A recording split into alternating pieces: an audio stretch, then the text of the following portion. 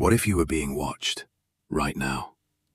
Not by a person, not by a camera, by something that has been studying you, learning you, memorizing the way you walk, the way you talk, the way you exist.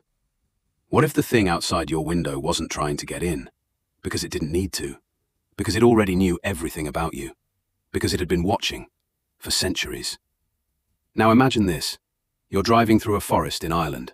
Your car breaks down. Your phone has no signal. The sun is going down. And somewhere in the trees ahead of you, something is already moving. You don't know what it wants. You don't know what it is. All you know is what a terrified stranger screams at you from across the dark. Run! Get inside! Do not look back! And then the door slams behind you, and the screaming starts. This is The Watchers, and I promise you, by the time this ends, you will never look at a mirror the same way again. Before we get to the forest, before the glass, before the eyes in the dark, we need to understand who Mina is, because that matters more than you think. Mina is an American living in Galway, Ireland. She works in a pet shop. She's in her mid-20s, and from the outside, she looks like someone who's got it together. Red hair, sharp eyes, and easy confidence. But here's the thing about Mina. She isn't being herself. She hasn't been for a long time. Every night she goes to bars and becomes someone else entirely. A different name, a different accent, a different story. She reinvents herself for strangers, over and over and over, because being Mina is something she can no longer stand. Because Mina carries a wound she can't talk about. As a child, she was responsible for her mother's death. An accident, a moment of thoughtlessness that changed everything. And the guilt, quiet, constant, corrosive, has been eating her alive ever since. She has a twin sister, Lucy, and the distance between them? It isn't geographical, it's grief. Two sisters, one unbearable loss, and no way across the silence between them. So Mina keeps running, keeps pretending, keeps wearing other people's faces like borrowed clothing. Until the day her boss hands her an assignment. Deliver a parrot, a golden conure she nicknames Darwin, to a zoo near Belfast. Simple job, 1 day's drive. What could go wrong? Everything. Everything could go wrong. Mina is somewhere in the west of Ireland. Dense forest on both sides of the road. The GPS dies. The signal vanishes. And then, the car just stops. No warning light, no explanation, just stops. She gets out. She looks around. The trees go on forever in every direction. There are no road signs, no houses, no sounds of traffic. Nothing. Just the trees. And the feeling, quiet at first, then building, that she is not alone. She walks. She calls out. She tries every direction. The forest just continues. Dense, dark, watching. And then the sun starts to go down. And that's when she hears it. Footsteps in the undergrowth. Not an animal, not the wind. Something deliberate. Something that knows she's there. And then, from somewhere ahead, a light and a voice. A woman's voice. Urgent, desperate, terrified. Run! Get inside! Now! Mina runs. She doesn't know why. She doesn't know where she's running to. She just knows, in that deep, ancient animal part of her brain, that she needs to move. A concrete structure appears between the trees. A bunker, a shelter. The woman holds the door open, screaming at Mina to hurry. Mina dives inside. The door slams shut. And from outside, something screams back. High-pitched, inhuman. A sound that doesn't belong in any world Mina has ever known. She's inside. She's safe, for now. She has no idea what she just walked into. The woman's name is Madeline. She's older, authoritative, calm in the way that only people who have been terrified for a very long time eventually become. And she lays out the rules, fast, without softening them. This place is called the Coop. 3 concrete walls, 1 wall of glass, a one-way mirror. They can see out. Whatever is out there can only see in. Every night at dusk, when the creatures come above ground, the people inside the coop must stand at the glass, in line, in the light, and let themselves be watched. No hiding, no covering the glass, no turning away. Stand there, be seen, and survive the night. How long have you been here? Mina asks. Madeline doesn't answer right away. Then, months. Two others are in the coop. Kira, a young Irish woman who came into the forest looking for her missing husband John and never found a way back out. Daniel, a teenage boy who ended up here alone and has since clung to Madeline like she's the only solid thing in a sinking world. 3 people, 1 room, 1 mirror, 1 rule. Be there at night or die. Mina stands at the glass for the first time that evening. The light above them buzzes on, and out in the forest, shapes begin to move toward the glass. Not fast, not scrambling, deliberately, almost curiously. Long limbs, pale skin, faces that are almost human, almost. They press close to the glass, they tilt their heads, they study, like scientists examining specimens, like children looking into a zoo enclosure. Except in this zoo, the humans are the animals. And Mina understands, standing there, that this is her life now. Until she finds a way out, or until she doesn't. Clinical tension, like a ticking clock. Rules feel like a prison. Madeline runs the coop like a warden, strict, efficient, immovable. And she has rules. Rule 1. You return to the coop before nightfall, every single night. No exceptions, no delays. Rule 2. You stand at the glass when they come. You do not hide. You do not cover yourself. You present yourself. Rule 3. You do not go into the forest at night. Ever. Not for any reason. Not to save someone. Not to escape. Never. Rule 4. You follow Madeline's lead. She has survived here longest. She knows how this works. You trust her, or you die. Those are the rules, and they seem like madness, standing at a mirror every night, letting things look at you. But the alternative? In the opening minutes of this film, we see a man wandering through the same forest, lost. And then, as the sun goes down, he doesn't make it back. He's pulled underground, into darkness, into nothing. The watchers don't just watch. If you're outside after dark, they take you. And what happens after that? Nobody in the coop wants to find out. So they follow the rules. Day after day, night after night, standing at the glass, being studied, being owned. All except Mina, who cannot stop asking questions, who cannot stop pushing, who looks at that glass and sees not just a prison wall, the watchers. Let's talk about what they actually are, because this is where the story goes from scary to ancient, from a horror film to something that feels like it has been waiting to be told for 1,000 years. Ireland has a long memory, longer than most countries, and buried inside Irish folklore, deep in the oldest stories, the ones told around fires before there were books to write them down, there are creatures called changelings, fairies. Not the pretty kind from children's stories, the old kind, the kind that predate churches and kingdoms, the kind that lived here before humans built anything. The Watchers are those creatures, ancient fairies, winged beings of power and magic who once walked alongside humans, who once lived alongside them, who were once friends. But something went wrong. A war broke out. Humans and fairies, once coexisting, turned on each other, and the humans won.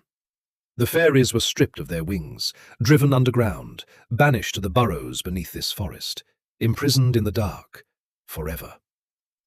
And they have never forgotten it. So when humans stumble into their forest, they don't kill them immediately.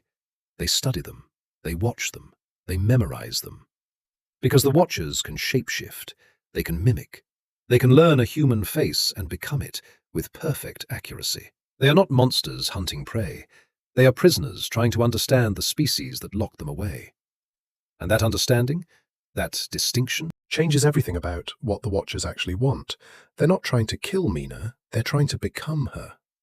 Now tell me that isn't more terrifying than any monster you've ever seen.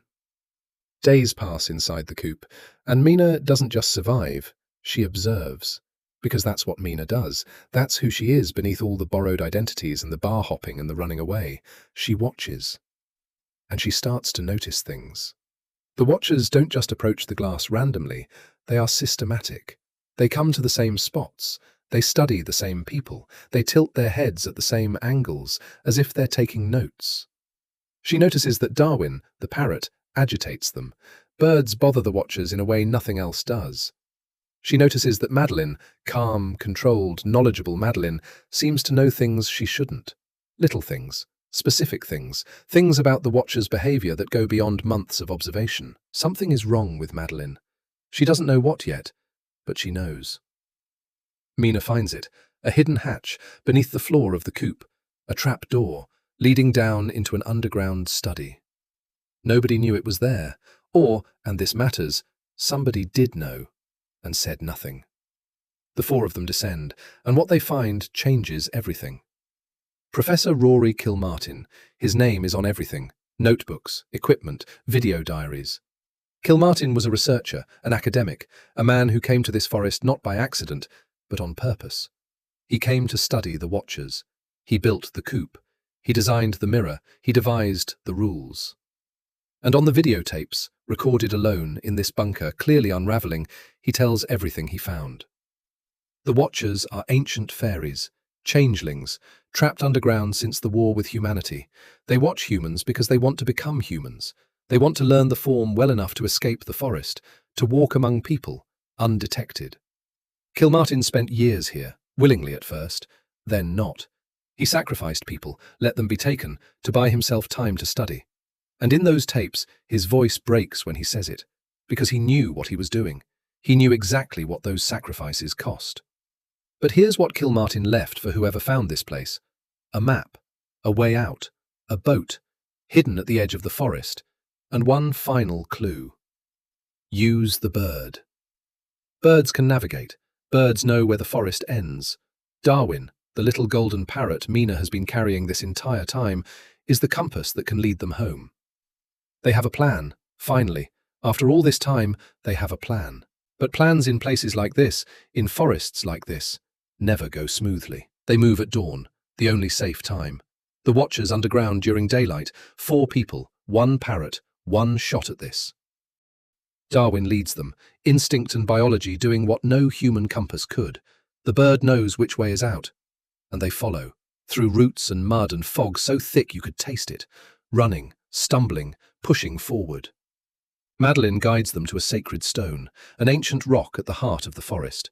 She explains, calmly, almost reverently, that this marks the boundary of the war, the place where the fairies were defeated, where their wings were stripped, where they were condemned. And in that moment, standing at that stone, Mina looks at Madeline and asks herself the question she's been avoiding.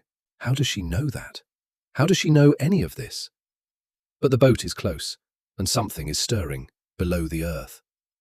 They reach the water. The boat is real. It's there. They can make it. And then Daniel sees John, Kiara's missing husband, standing at the tree line, alive, waiting. Kira cries out. She moves toward him, and Mina grabs her arm. That's not John. Because it isn't. It can't be. It's a watcher, wearing John's face, wearing it perfectly. Daniel moves to help Kira, and the watcher takes him, fast, absolute, gone. Daniel, gone. Mina and Kira get to the boat. They push off from the shore, and the watchers, every single one of them, line the bank in silence. Pale faces, dark eyes, watching, always watching. They make it out. They drift. They sleep on the boat from sheer exhaustion. When they wake, they are near the city. Safe. Mina and Kira, alive. But Mina can't let it go. She never could. She goes to the university where Professor Kilmartin worked. She goes through his research, his papers, his unpublished findings, and she finds it. A paper titled The Halfling Dilemma. Halflings. Beings born from a union between a human and a fairy. Rare, ancient, powerful. They could do what pure watchers could not. They could walk in daylight. They could move between worlds. They could take human form and hold it, not just for a night, but for months, for years. And the real Madeline, the actual woman that Kilmartin was researching when he came to the forest, was his wife. She was dead. She had been dead for years. Which means the woman in the coop, the woman who set all the rules, The woman who knew every watcher behavior with impossible precision. The woman who guided them through the forest as if she had mapped it herself, was never human. The Madeline they knew was a halfling, a watcher. The only one of her kind who could exist in daylight, the only one who could leave the forest. And she had been inside the coop the entire time. Not as a prisoner, as a spy. The woman they trusted with their lives was the thing they were afraid of. A suburban street in Galway, a doorway, two women facing each other, one of them no longer pretending. Wings beginning to unfold from her back. Ancient, enormous, terrible. Mina goes to Kira's house to warn her, and Madeline is already there. Not the aging woman from the coop, something different, something shifting. The human face cracking at the edges, the fairy beneath pressing to get out. Madeline's plan: kill Mina, take her face, assume her identity, walk out into the human world as Mina, the ultimate escape from the forest's curse.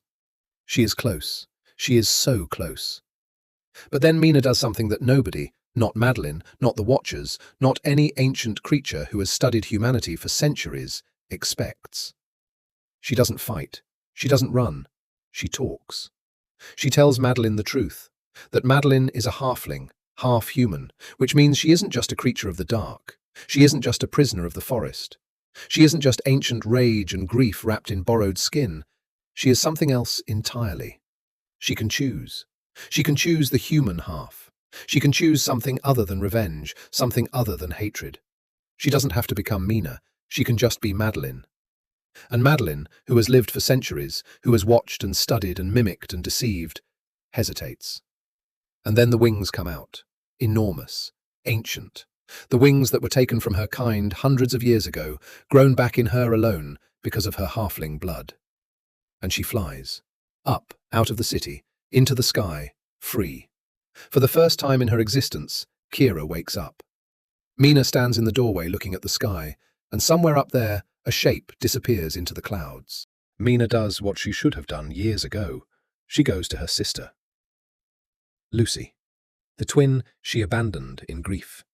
The person who has been on the other side of a silence they both maintained for too long. They talk.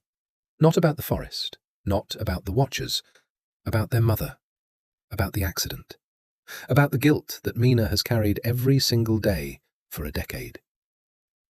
And Lucy says something simple, something that cuts right through the noise. It wasn't your fault. 3 words.